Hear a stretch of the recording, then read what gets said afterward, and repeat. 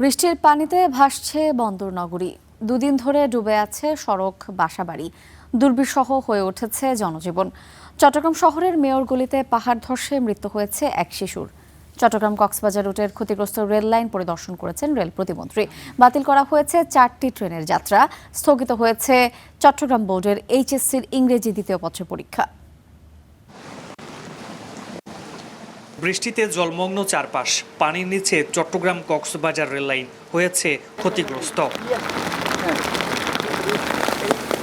সকালে ক্ষতিগ্রস্ত rail line পরিদর্শনে যান প্রতিমন্ত্রী, সাথে ছিলেন বিভাগীয় কমিশনার, জেলা প্রশাসক, সিটি মেয়র সহ পূর্বাঞ্চল রেলওয়ের ঊর্ধ্বতন কর্মকর্তারা। পরে চট্টগ্রাম কক্সবাজার রেল লাইনের উচ্চতা প্রায় 5 ফুট বাড়ানোর পরিকল্পনার কথা জানান প্রতিমন্ত্রী। রেল লাইন কি পরিমাণ ডুবে যাচ্ছে দেখা যাচ্ছে, কোথাও 2 ফিট, কোথাও 3 ফিট। গভর্নমেন্টের সিদ্ধান্ত ভবিষ্যতে আমরা এটাকে 5 ফিট উচ্চতায় নিয়ে যাব রেল লাইনটাকে, যে কারণে যে আমাদের যদি এরকম প্রাকৃতিক বিপর্যয় ঘটেও সেই ক্ষেত্রেও যাতে আমরা রেল স্বাভাবিক রাখতে পারি। রেল লাইন ডুবে যাওয়ায় কক্সবাজারের সাথে বন্ধ রয়েছে ট্রেন চলাচল। বাতিল করা হয়েছে 4 ট্রেনের যাত্রা। এতে ভোগান্তিতে যাত্রীরা। সরিয়ে নেওয়া হয়েছে আটকা পড়া পর্যটক এক্সপ্রেস। ঢাকা থেকে কমলাপুর থেকে এসেছি চট্টগ্রাম থেকে আবার আমরা কক্সে যাবো।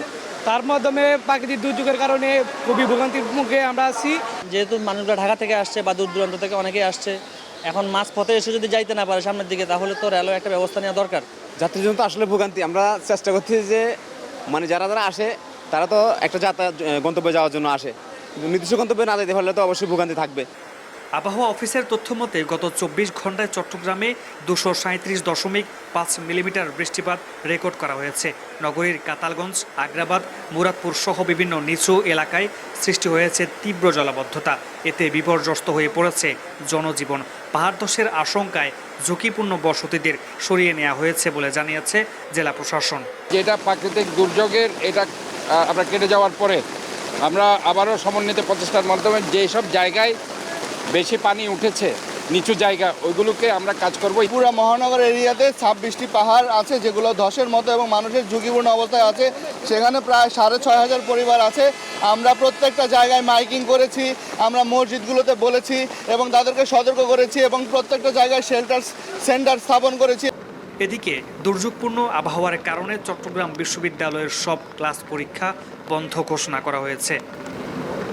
মামুনুর রশিদ, অভি, স্টার নিউজ, চট্টগ্রাম।